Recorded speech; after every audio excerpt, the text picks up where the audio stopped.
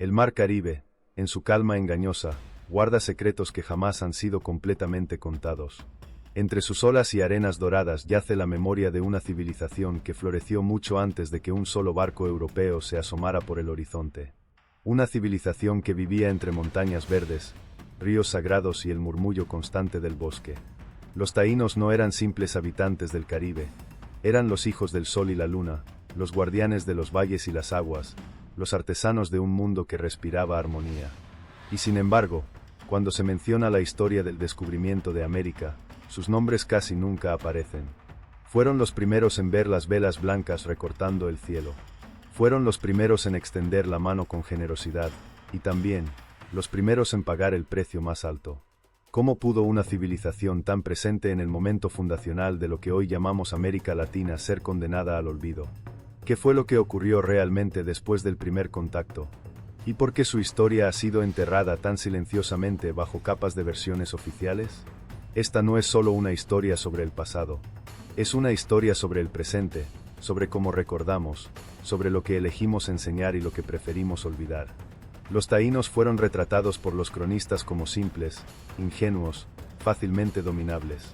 Pero la realidad es otra, más compleja y mucho más incómoda para quienes escribieron la historia. Los taínos eran organizados, espirituales, artistas, guerreros y sabios. Habían desarrollado sistemas sociales, estructuras políticas y creencias profundas mucho antes de que Colón se acercara a sus costas.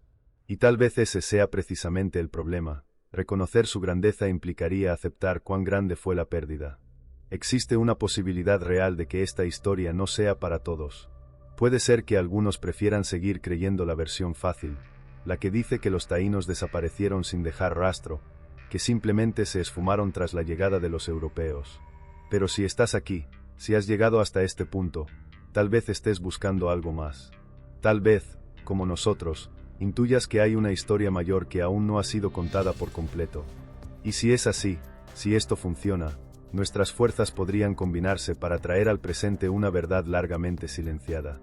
El Caribe, tan conocido por sus playas y su música, también es cuna de una de las civilizaciones más fascinantes de la historia precolombina. Una civilización que hablaba con los cemíes, que danzaba en los areitos, que tallaba su mundo en piedra, madera y hueso. Pero cuando llegaron los conquistadores, no hubo ejército que defendiera sus islas, ni murallas que resistieran los estandartes cruzados. Solo hubo humanidad y silencio. Y si ese silencio no fue el final, sino el principio de algo que aún podemos redescubrir. Antes de comenzar, ¿por qué no te suscribes y te unes a nuestra comunidad apasionada por la historia y la cultura? Aquí descubrirás relatos fascinantes, misterios ancestrales y curiosidades que han dado forma al mundo. Mientras lo haces, activa la campana de notificaciones para no perderte ninguna de nuestras increíbles historias. El sol caribeño no solo calienta la piel, brilla sobre tierras que alguna vez fueron sagradas, sobre senderos invisibles que conectaban aldeas, sobre montañas donde los espíritus aún susurran en el viento. Mucho antes de que existieran mapas europeos o nombres como La Española o Puerto Rico, estas islas ya eran hogar. El hogar de los taínos. Imagina despertar con el canto de las aves en una aldea perfectamente integrada al entorno. Las chozas circulares de madera y palma se alinean en torno a un gran espacio central, el batey, donde no solo se juega, sino donde se define la vida. Aquí, entre las brisas del amanecer y el humo de los fogones, la civilización taína respiraba en su esplendor. ¿Por qué nadie nos enseñó esto con el mismo fervor con el que aprendimos sobre reyes europeos o imperios distantes? ¿Por qué este paraíso fue borrado tan meticulosamente? Los cronistas que llegaron con los barcos escribieron que los taínos vivían en un paraíso. Pero ese paraíso no era una utopía ingenua, sino una construcción cultural profundamente equilibrada. La relación entre el pueblo y la naturaleza era simbiótica. No había concepto de propiedad como lo entendemos hoy. La tierra no pertenecía a nadie, porque era sagrada. Era un espíritu más, tan digno de respeto como el más anciano de la comunidad. Cazaban sin abusar, pescaban sin destruir, sembraban y cosechaban de acuerdo con los ritmos del cielo. ¿Y si te dijera que los taínos tenían un modelo de vida más sostenible que el que tenemos ahora? ¿Podríamos haber aprendido de ellos en lugar de destruirlos? Sus islas eran mucho más que playas paradisíacas. Eran territorios organizados, con aldeas interconectadas por caminos de tierra, con estructuras sociales bien definidas y con un liderazgo que no necesitaba coronas ni ejércitos. Los caciques no gobernaban con miedo, sino con respeto. Su autoridad se basaba en el servicio, en la protección de su comunidad, en el equilibrio con lo espiritual. Es posible que no seamos compatibles con esta visión, o tal vez sí. Tal vez ese sea el punto de inflexión que nos une o nos separa. Vivimos para dominar o para pertenecer. Y mientras tanto, en sus centros ceremoniales, los taínos cantaban a sus dioses. No en templos de piedra, sino en la naturaleza misma. Los temíes, espíritus ancestrales representados en esculturas, eran la conexión entre los humanos y lo divino. Cada piedra tallada tenía alma. Cada figura, voz. El mundo era un diálogo constante entre lo visible y lo invisible. ¿Puedes imaginar vivir en un mundo donde todo te habla, donde cada río tiene un mensaje, cada monte una advertencia? Es posible que, en su silencio, los taínos estaban más conectados con el universo de lo que estamos nosotros con toda nuestra tecnología. Pero aquí hay algo que debemos aceptar, aunque duela, existe una posibilidad real de que no seamos capaces de verlos por quienes realmente fueron. Tal vez, si nos quedamos en la superficie, veamos solo a un pueblo primitivo, sin castillos ni escritura, sin ejércitos ni metales preciosos. Y sin embargo, si nos atrevemos a profundizar, si permitimos que su historia nos cuestione, podríamos descubrir que, en muchos sentidos, eran más avanzados que nosotros. Y si eso es así, si esto funciona, entonces podríamos reescribir no solo su historia, sino la forma en que entendemos la civilización misma. Los taínos no vivieron en un vacío. Construyeron una civilización plena, compleja, con música, arte, leyes y cosmovisión. Habitaron las Antillas Mayores como quien habita un corazón, latiendo, conectando, sosteniendo la vida. Pero su historia fue arrancada de raíz con tal rapidez que casi se convirtió en susurro. Hoy, ese susurro vuelve, más fuerte. No para pedir permiso, sino para ser escuchado. En el centro de cada yucayeque, el batey. Un espacio sagrado, abierto, donde no solo se jugaba, sino donde se tejía el alma política y espiritual de la comunidad. Alrededor de él, las bohíos, viviendas redondas de techos cónicos, se organizaban como las órbitas de un sistema solar cultural. Y al mando de todo, no un tirano ni un dictador, sino el cacique. Elegido, respetado, a veces temido, pero siempre vinculado a la voluntad del pueblo y a los designios de los temíes. ¿Cómo funcionaba una sociedad sin cárceles, sin jueces, sin códigos escritos? ¿Podía realmente sostenerse el orden sin castigo? Los taínos nos ofrecen una respuesta tan inesperada como poderosa. Su estructura social se basaba en el respeto colectivo, en la reciprocidad y en la cohesión espiritual. La autoridad del cacique no venía del miedo, sino del prestigio. Su papel era representar a su gente, dirigir los rituales, velar por la justicia, organizar los cultivos comunales y garantizar la armonía con los dioses. Su palabra tenía peso, pero su poder no era absoluto. Lo compartía con los nitaínos, una clase de nobles o consejeros sabios, y con los beyques, los chamanes que custodiaban el conocimiento espiritual y medicinal de la tribu. Es posible que este equilibrio entre poder político, sabiduría y lo sagrado sea el modelo de liderazgo que el mundo moderno ha olvidado, pero no todos tenían el mismo rol. La sociedad taína estaba dividida, aunque no de forma opresiva. Los naborías, o gente común, se encargaban de las labores agrícolas, la pesca, la recolección y la construcción. Eran el corazón productivo de la aldea. No eran esclavos, no eran siervos. Eran libres, y su trabajo era considerado sagrado porque alimentaba a la comunidad. El cacique no era más valioso que el pescador. Solo cumplía otra función dentro del cuerpo vivo del yucayeque. Y si te dijera que aquí no se valoraba al individuo por su riqueza, sino por su contribución al bienestar común, ¿es esto una utopía, o una posibilidad que decidimos dejar atrás? Las decisiones importantes se tomaban colectivamente, muchas veces en el batey, al aire libre, frente a todos. Los consejos eran orales, transmitidos con solemnidad. No había papel ni tinta, pero la memoria era férrea, la palabra era ley, y romperla era romper el equilibrio con los ancestros. Tal vez por eso sus sistemas políticos eran más sólidos de lo que suponemos, porque estaban tejidos con el hilo invisible de la responsabilidad colectiva y no con las cadenas de la represión. Los beyques, figuras enigmáticas, eran más que curanderos. Eran los intérpretes de los dioses, los guardianes del tiempo, los que sabían cuándo sembrar, cuándo ayunar, cuándo danzar. A través del caoba, una mezcla alucinógena, entraban en trance y comunicaban los mensajes de los temíes. Su palabra era escuchada con devoción, no porque impusieran temor, sino porque encarnaban la voz de la montaña, del río, del universo. ¿Qué perdió el mundo cuando la espiritualidad dejó de estar en diálogo con la política?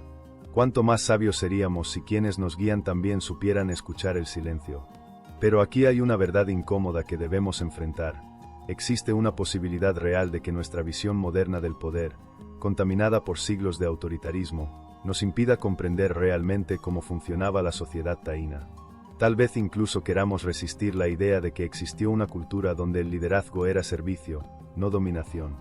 Pero claro, si esto funciona, si logramos mirar más allá del prejuicio, podríamos redescubrir un modelo de organización que podría cambiar la manera en que entendemos la convivencia humana. Y es que los taínos no eran salvajes. Eran civilizados a su manera. Su estructura política, aunque distinta a la europea, funcionaba. Mantenía el orden, garantizaba la supervivencia, preservaba el equilibrio espiritual. No necesitaban ejércitos porque su poder no se basaba en la conquista. Su fuerza era la armonía. Y si el verdadero poder no está en el control, sino en la conexión, este capítulo no solo revela la organización de una sociedad precolombina. Nos muestra un espejo, uno que tal vez no queramos mirar, porque refleja todo lo que podríamos haber sido, y no fuimos. Cuando la brisa cálida del Caribe acariciaba los rostros de los taínos, ellos no veían solo viento, sentían el aliento de los temíes, los espíritus antiguos que habitaban todas las cosas. Para los taínos, el universo no era una serie de elementos desconectados, sino un tejido vivo, palpitante, en el que todo estaba vinculado. Árboles, piedras, animales, lluvias, enfermedades, sueños, nada era inerte, nada estaba solo. El mundo estaba lleno de presencias invisibles que susurraban respuestas, pero solo a quienes sabían escuchar.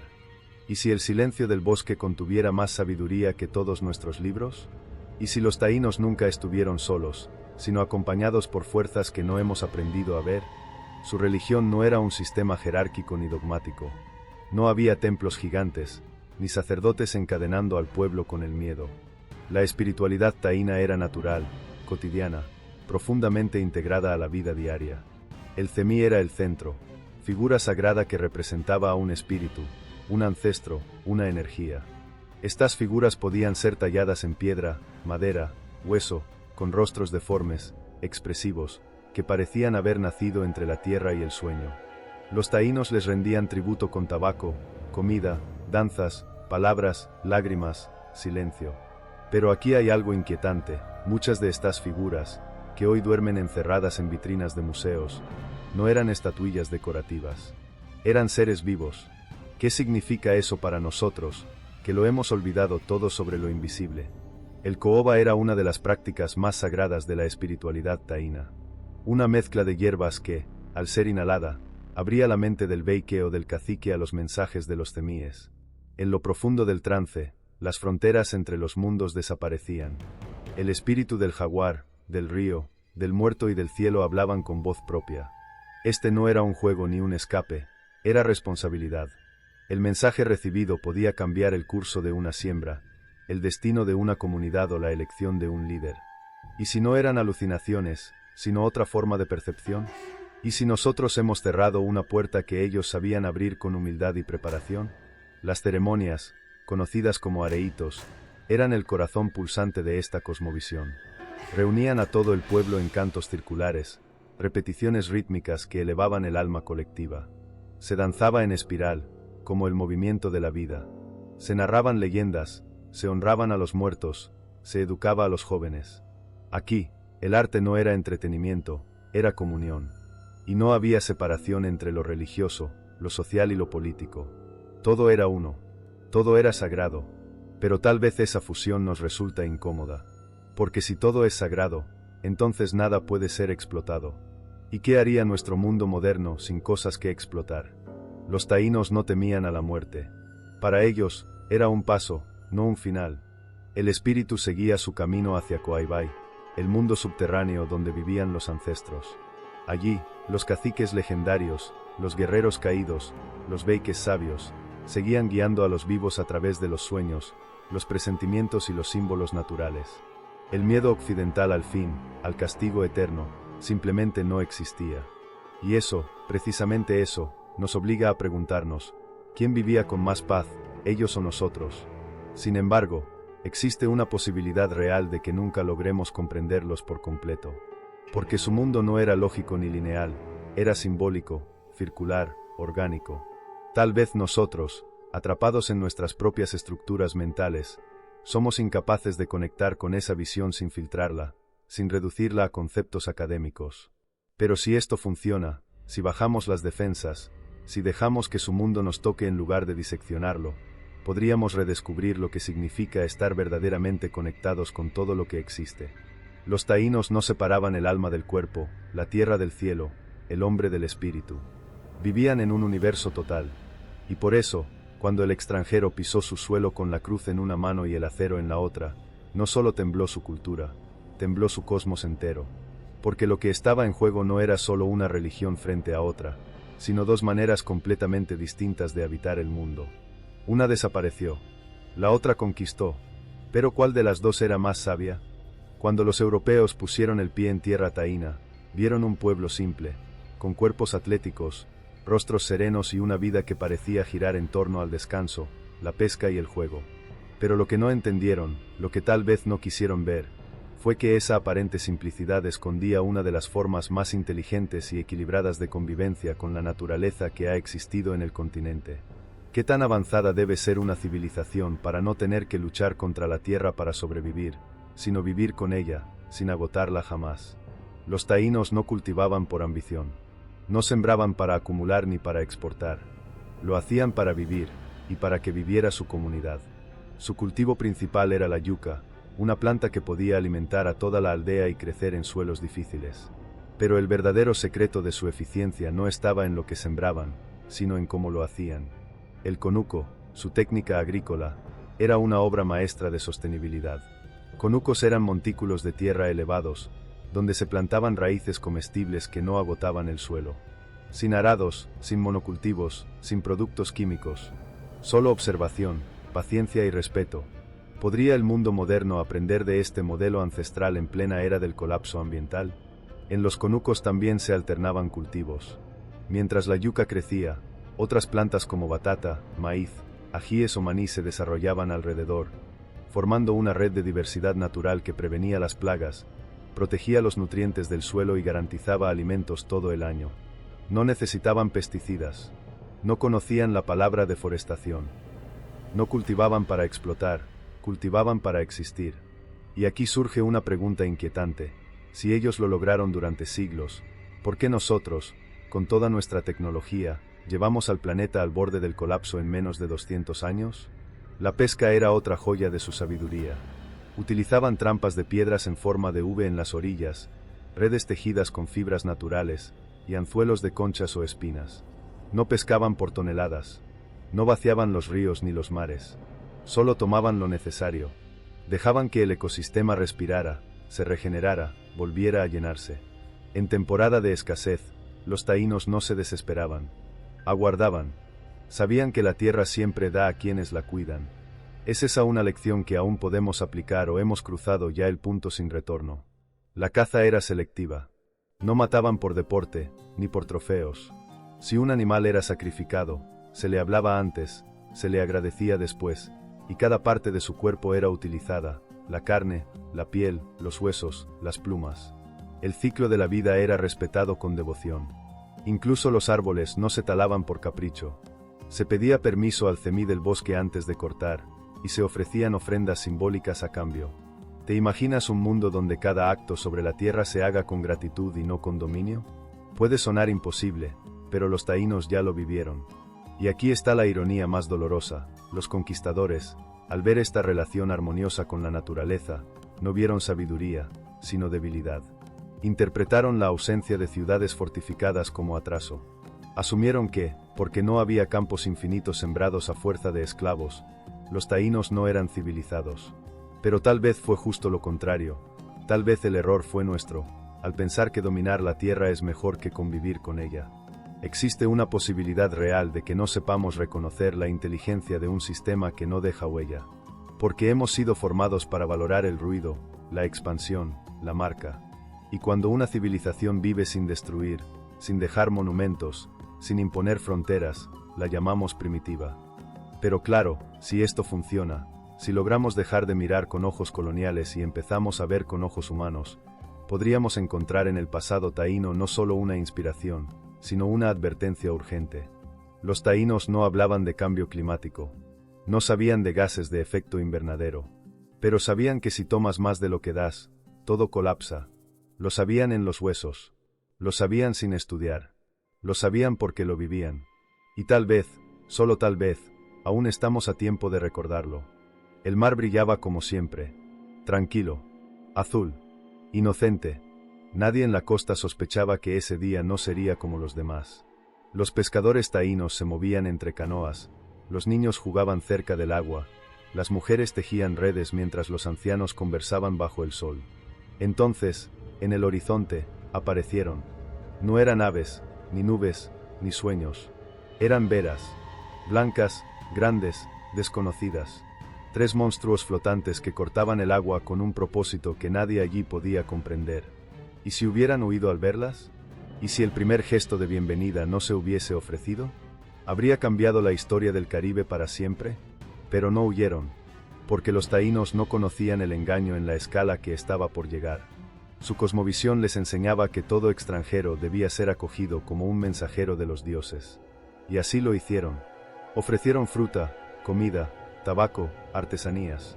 Los taínos, según los relatos de Colón, eran tan generosos que daban todo sin esperar nada a cambio. Una frase que, siglos después, resuena como una sentencia. ¿Era hospitalidad, o fue el comienzo de una trampa imposible de deshacer? Cristóbal Colón llegó en 1492. No solo como explorador, sino como el portador de una nueva era. Pero para los taínos, esa era significó el inicio del fin. El contacto fue inmediato, y también fue desigual. Los europeos llegaron con hierro, pólvora, cruces, lenguas incomprensibles, y una sed de oro que pronto se volvió insaciable. Al principio, hubo fascinación mutua. Los europeos veían un pueblo pacífico, bello, aparentemente fácil de cristianizar. Los taínos, por su parte, vieron dioses o mensajeros divinos. Pero ¿cuánto tiempo puede durar una ilusión antes de volverse pesadilla? El desequilibrio comenzó casi de inmediato. Los españoles no solo exploraban, preguntaban por oro. Insistían en saber de dónde venía, quién lo tenía, cuánto había. Los taínos no valoraban el oro como los europeos. Lo usaban como adorno, como símbolo ceremonial, no como moneda de poder. Y al ver el brillo en los ojos de los forasteros, comenzaron a entender que no todos los visitantes venían en son de paz. Pero ya era tarde. Habían invitado a la tormenta a sentarse en su casa. Pronto, los intercambios dejaron de ser equitativos. Los obsequios taínos se volvieron exigencias. Las alianzas se volvieron sumisión. Y cuando los caciques comenzaron a sospechar de las intenciones de los españoles, ya estos habían traído consigo no solo armas, sino enfermedades. Enfermedades para las que los taínos no tenían defensas físicas ni espirituales. Y si en ese momento hubieran roto el contacto, se hubieran retirado a las montañas, se hubieran preparado, ¿habrían resistido mejor la tormenta que venía? Existe una posibilidad real de que, si hubiéramos estado en su lugar, habríamos hecho lo mismo. Porque los taínos no eran ingenuos, eran humanos. Vieron algo nuevo, algo extraordinario, y lo recibieron con los brazos abiertos, como haría cualquier pueblo que cree que el universo aún es un lugar sagrado. Pero claro, si esto funciona, si miramos este momento con empatía en vez de juicio, comprenderemos que su mayor virtud, la hospitalidad, fue usada en su contra. Las primeras misas, las primeras cruces, los primeros asentamientos, todo se construyó con una velocidad que los taínos jamás esperaron. En pocos años, sus aldeas fueron alteradas, sus normas reemplazadas, sus cementerios profanados, sus caciques manipulados. La transformación fue sutil al principio, luego brutal. Y todo comenzó aquel día que los barcos blancos rompieron la línea del horizonte. Este capítulo no es solo la narración de un encuentro. Es la fotografía congelada del instante en que dos mundos se miraron a los ojos, y solo uno sobrevivió. La tierra seguía siendo fértil. Los ríos aún ofrecían peces, las montañas aún daban frutos, y el cielo seguía cambiando con las estaciones. Pero algo, profundamente, ya no era igual. Lo que comenzó como un contacto entre dos mundos se transformó en un desequilibrio irreparable. La armonía de los taínos fue sacudida por una fuerza que no entendían del todo, pero cuyos efectos se volvían más evidentes con cada luna que pasaba. ¿Cómo se desmorona un mundo sin que caigan muros? ¿Cómo se destruye una civilización sin que se dispare una sola flecha? Al principio, los españoles no buscaban convivencia, buscaban oro. Esa fiebre brillaba más que cualquier cemí. Lo que para los taínos era símbolo, ceremonia, adorno espiritual, para los conquistadores era riqueza, poder, estatus. Comenzaron a exigirlo. Caciques eran obligados a entregar oro, a buscarlo, a arrancarlo de los ríos con manos desnudas. Cuando no lo encontraban, porque no existía en las cantidades que los europeos soñaban, venía el castigo. ¿Qué se siente cuando tu bondad se interpreta como debilidad? ¿Qué ocurre cuando lo sagrado se convierte en mercancía? La imposición fue progresiva. Primero el oro, luego la religión. Llegaron los misioneros con cruces en alto, sermones en lenguas extrañas, y una idea que perforaba la espiritualidad taína como una lanza, que sus dioses no eran reales, que sus temíes eran demonios, que sus ritos eran supersticiones. Y si te dijeran de un día para otro que todo lo que has creído desde niño, tus símbolos, tus ancestros, tus espíritus, son falsedades que deben ser destruidas? ¿Quién serías sin tu historia, sin tu fe, sin tu alma? Los areitos fueron prohibidos. Las danzas y cantos sagrados se volvieron actos sospechosos.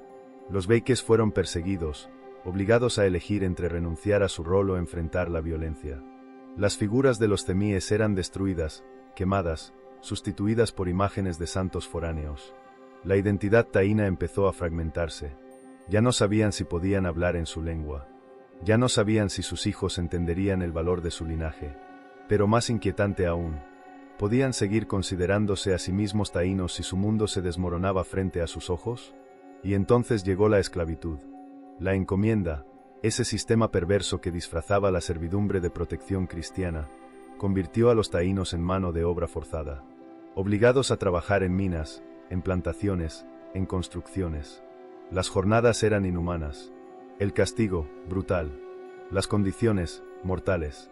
Muchos murieron por agotamiento, otros por enfermedades, muchos por el simple acto de resistirse. La tierra que habían cuidado durante siglos ahora les era negada, arrebatada por quienes decían traer la civilización. ¿Quién tenía el poder de decidir qué cultura merecía vivir y cuál debía desaparecer? Los caciques que intentaron negociar fueron traicionados. Los que se rebelaron fueron ejecutados. Los que huyeron a las montañas fueron perseguidos como bestias. En cuestión de décadas, la estructura política, espiritual, económica y cultural de los taínos colapsó. Y lo más desgarrador es que este colapso no ocurrió por debilidad, sino por una violencia sistemática, dirigida y profundamente calculada. Existe una posibilidad real de que los taínos no fueron vencidos, sino exterminados. ¿Y si nunca tuvieron la oportunidad real de defenderse? Pero claro, si esto funciona, si abrimos los ojos ante esta parte silenciada de la historia, podremos comprender que la colonización no fue un descubrimiento. Fue una reconfiguración violenta de la realidad.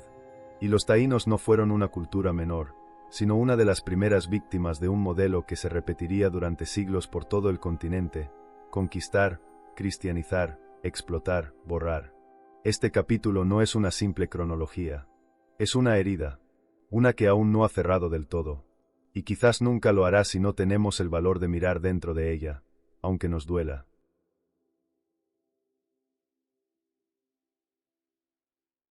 La historia oficial suele pintar a los taínos como un pueblo pacífico, resignado, casi pasivo frente al avance europeo. Pero esa imagen es incompleta, y en muchos casos, es una mentira cuidadosamente construida para justificar la conquista. La verdad es mucho más poderosa. Los taínos sí resistieron. Se rebelaron, lucharon, murieron, y en algunos casos, casi vencieron. Solo que sus batallas no fueron escritas con tinta europea. Fueron grabadas con sangre en las montañas, en los ríos y en las cuevas de la memoria. ¿Por qué nunca escuchamos los nombres de sus héroes? ¿Qué peligro representan las historias que podrían devolverles la dignidad? Uno de esos nombres es Caonabo, cacique del Cibao. Orgulloso, imponente, astuto. Cuando los españoles asesinaron a su gente y destruyeron sus cemíes, no lo interpretó como una señal de rendición, sino como un llamado a la guerra. Con su pueblo, planificó el ataque a la fortaleza de la Navidad, el primer asentamiento español en América, construido con los restos de la nao Santa María. Una noche, Caonabo lo arrasó por completo. Lo redujo a cenizas. Ninguno de los españoles sobrevivió. Fue una declaración de guerra. ¿Y si ese incendio hubiera sido el inicio de una resistencia continental? ¿Y si otros pueblos hubieran seguido su ejemplo antes de que fuera demasiado tarde? Caonabo fue traicionado. Bartolomé Colón, hermano del almirante, lo capturó con una trampa, lo invitó a dialogar, y lo encadenó. Lo enviaron como trofeo a España, pero nunca llegó. Murió en alta mar. En silencio.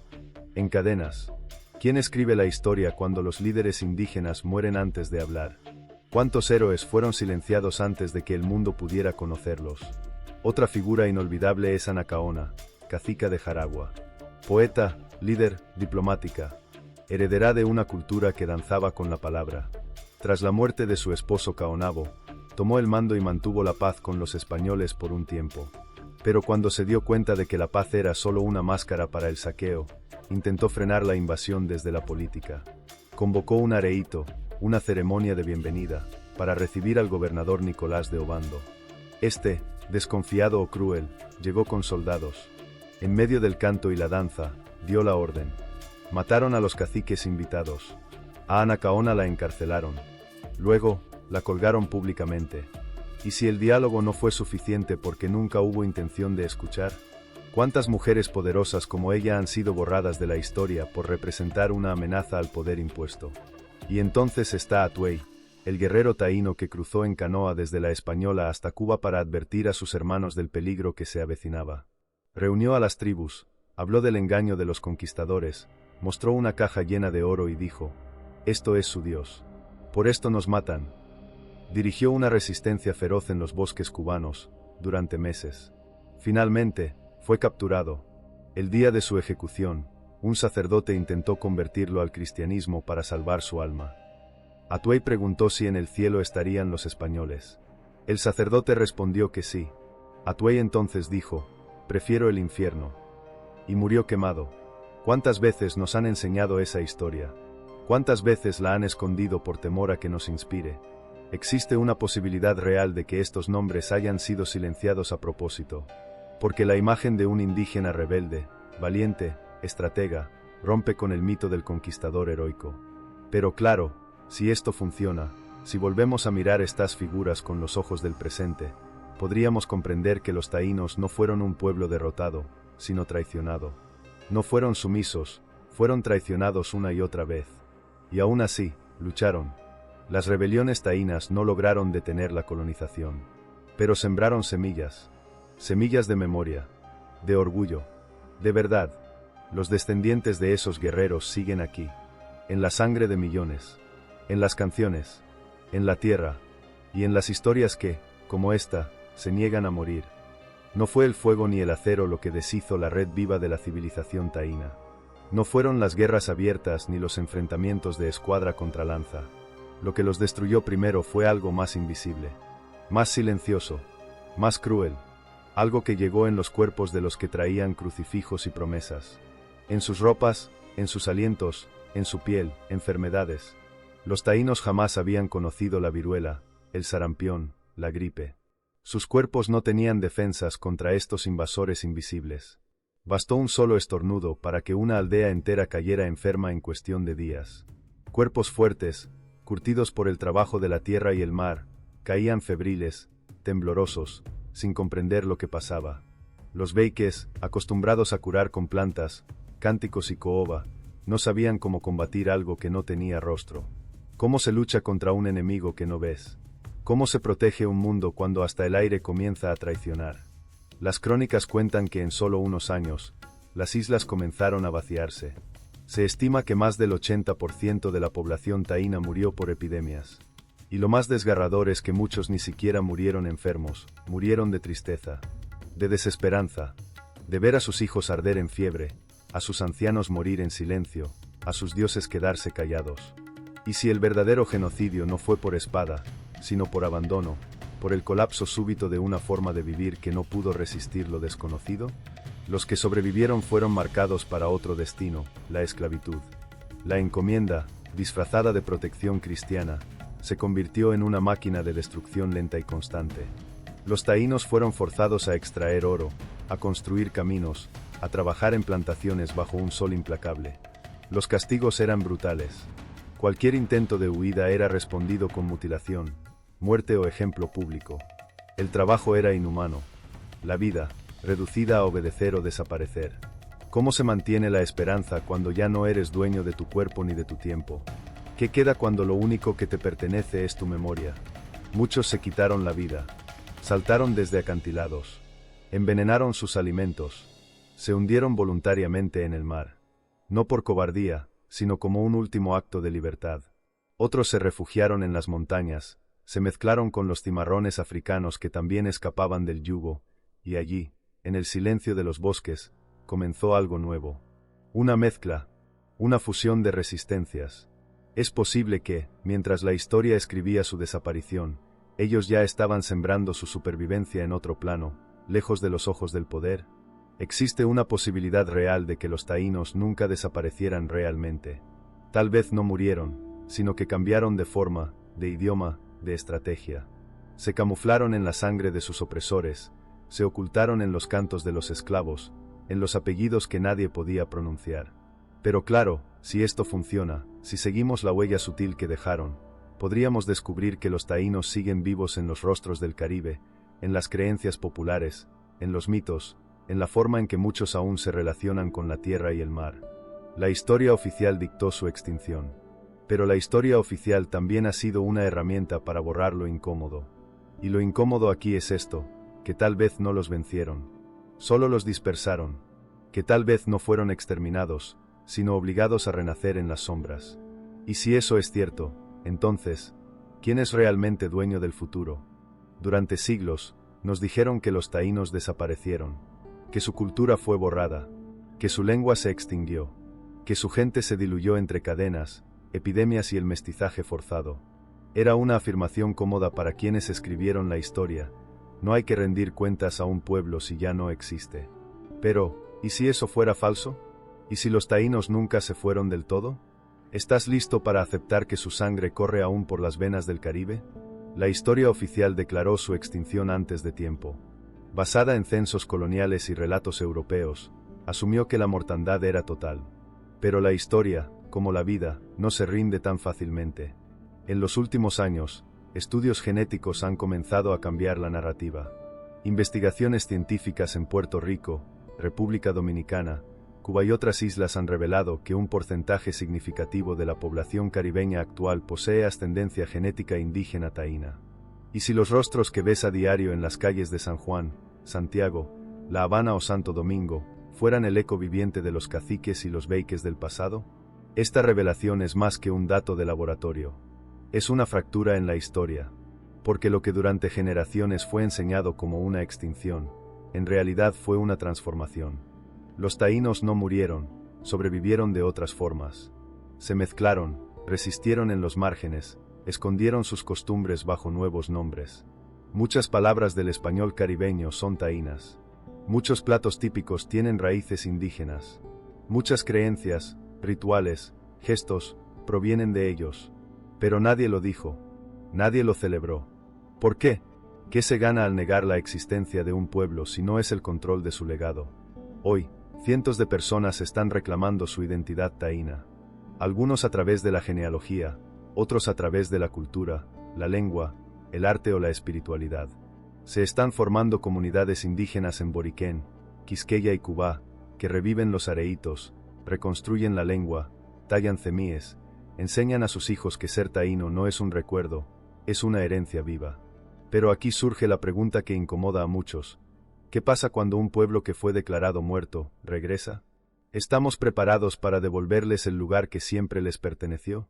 Existe una posibilidad real de que, al mirar tu propio reflejo, descubras que llevas algo taíno en la piel, en el alma, en la memoria colectiva. Tal vez eres descendiente sin saberlo. Tal vez tu abuela guardaba palabras que no eran españolas. Tal vez tus creencias populares, tus miedos, tus símbolos, tus rezos nocturnos, no vinieron de Europa ni de África, sino de más cerca, de más atrás, de más profundo. Pero claro, si esto funciona, si conectas con esa herencia olvidada, puede que no solo estés aprendiendo historia, sino recuperando tu identidad. Los taínos viven, no como una tribu aislada ni como figuras de museo, sino como una raíz que sobrevivió a la tormenta, que no se extinguió, se sembró. En el corazón de cada caribeño, en la sonrisa que desafía, en la música que resiste, en la mirada que no se doblega. Y ahora que esa verdad sale a la luz, el mundo tiene dos opciones: seguir negando su existencia, o finalmente escuchar su voz. Durante siglos, los taínos fueron fantasmas en su propia tierra, invisibles para los libros, ignorados por los gobiernos, relegados al folclore o a los párrafos de algún texto polvoriento que hablaba de ellos como los primeros que desaparecieron. Pero los fantasmas han despertado, y lo han hecho con fuerza. Lo que era murmullo, hoy es voz. Lo que era silencio, hoy es canto. ¿Qué ocurre cuando un pueblo, declarado muerto, decide volver a respirar con sus propios pulmones? ¿Estás listo para ver el renacimiento de una civilización que desafía el tiempo y el olvido? Hoy, desde Puerto Rico hasta la República Dominicana, desde Cuba hasta las costas de Florida y las islas del Caribe, los descendientes taínos están reclamando lo que siempre fue suyo, su identidad. Ya no se conforman con ser llamados mestizos, ni herencia cultural. Quieren ser reconocidos como lo que son, un pueblo vivo. Organizaciones taínas se reúnen, reconstruyen la lengua, enseñan la historia real a sus hijos, reviven los areitos en las plazas, tallan cemíes, crean arte, marchan por sus derechos.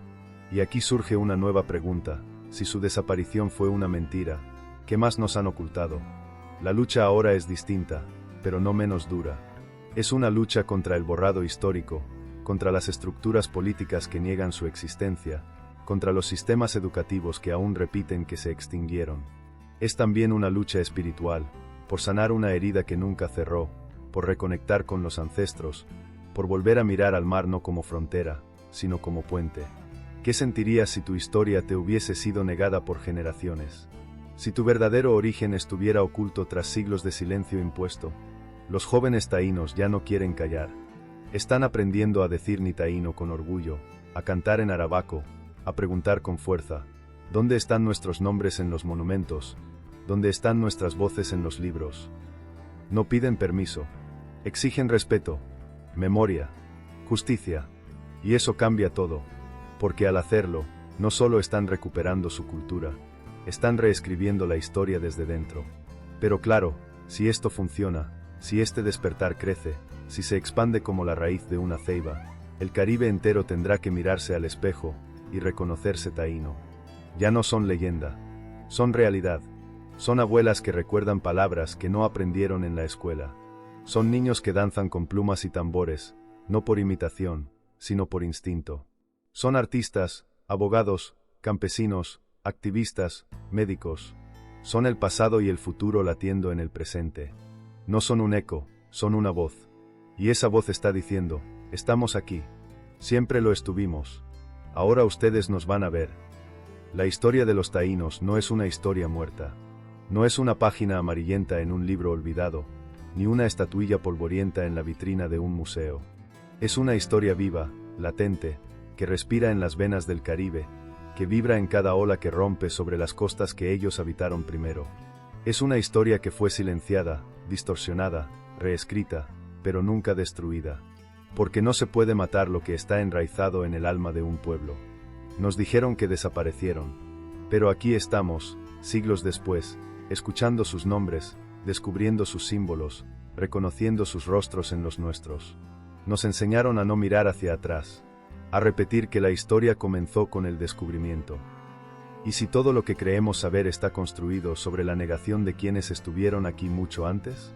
¿Cuántas civilizaciones más hemos enterrado con palabras como progreso o conquista?